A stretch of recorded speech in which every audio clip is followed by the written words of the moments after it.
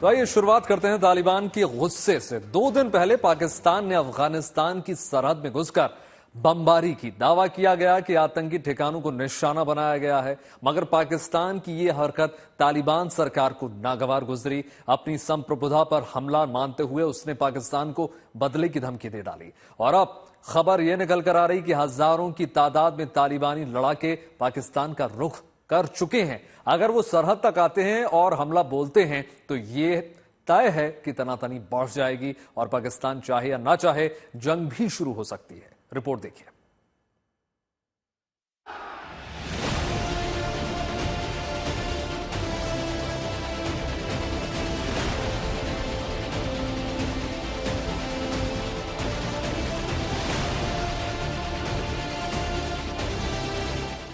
पाकिस्तान को सबक सिखाने, ईंट का जवाब पत्थर से देने,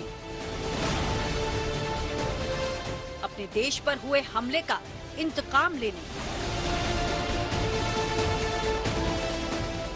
निकल पड़े हैं तालिबानी लड़ाके। एक ही मकसद है, पाकिस्तान की सरहद में घुसकर अपनी ताकत दिखाना।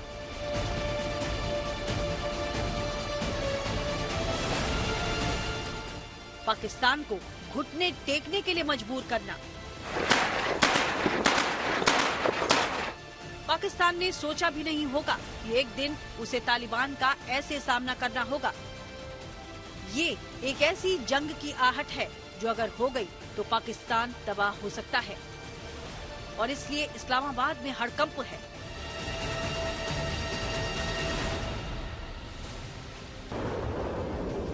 पिछले करीब 1 साल से मिडिल ईस्ट जंग की आग में झुलस रहा है। पाकिस्तान ने अपने इस हमले में टीटीपी के ट्रेनिंग सेंटर को तबाह करने का दावा किया, साथ ही उसके कई आतंकियों के मार गिराने का भी दावा किया। हालांकि ये साफ नहीं है कि पाकिस्तानी विमान अफगानिस्तान के अंदर कितने भीतर गए, मगर पाकिस्तान की इस कार्रवाई से तालिबान सरकार भड़क गई और उसने भी बदला लेने की धमकी दे दी। असल में जब से तालिबान अफगानिस्तान की सत्ता पर काबिज हुआ, तभी से पाकिस्तान से ताल्लुकात बिगड़ने शुरू हुए। उसके बाद कई मौके आए जब सरहद पर तनातनी हुई, गोलियां भी चली और पाकिस्तानी चौकियां भी तबाह की गईं।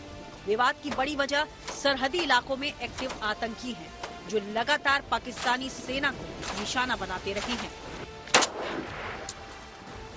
इस इलाके में तनाव तब और बढ़ गया जब हाल ही में तहरीक तालिबान पाकिस्तान यानी टीटीपी ने वजीरिस्तान के मकीन इलाके में पाकिस्तानी सेना के 30 जवानों को मार गिराया। इसके जवाब में पाकिस्तान ने एयर स्ट्राइक कर ये मैसेज दिया कि वो अपने सैनिकों की हत्या बर्दाश्त नहीं करेगा।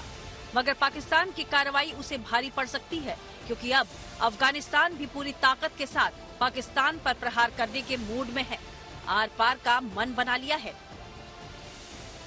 तालिबान दुनिया को दिखाता रहा है कि वो किसी भी ताकतवर देश के आगे झुकने वाला नहीं। अमेरिका और रूस जैसे देशों के साथ उसने सालों तक जंग लड़ी है, उन्हें अफगानिस्तान से जाने के लिए मजबूर किया है। इसलिए वो पाकिस्तान को भी उसकी हदें बताना चाहता है। इधर पाकिस्तान तालिबान से उलझने की हालत में नहीं, देश की आर्थिक हालत पहले से खराब है। अरसे से बलूचिस्तान और सरहदी इलाकों में जूझ रही सेना का मनोबल भी गिरा हुआ है, साथ ही संसाधनों की भी कमी है।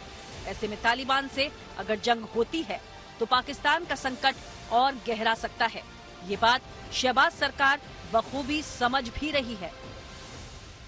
पाकिस्तान और तालिबान के डिफरेंसेस बढ़ते चले जा रहे हैं और देखा जा रहा है कि अफगानिस्तान कंटिन्यूअसली पाकिस्तान के ऊपर अटैक कर रहा है, उसकी पोस्ट पर अटैक कर रहा है। और ऐसा एक सिचुएशन बन सकती है कि यस, वो पाकिस्तान के ऊपर एक तरीके का अटैक कर दे, लड़ाई शुरू हो जाए, वॉर शुरू हो जाए।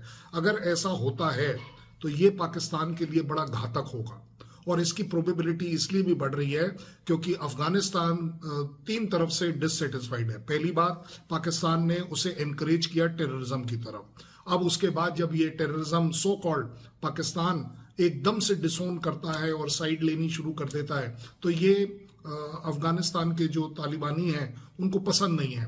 और वैसे भी अगर देखा जाए, अब after the liberation of Afghanistan Talibanis क्या करें, वो जो टेररिस्ट है। सो जायज बात है कि वो वापस उसी जगह आएंगे जहां से वो गए थे, जहां वो ट्रेन हुए थे।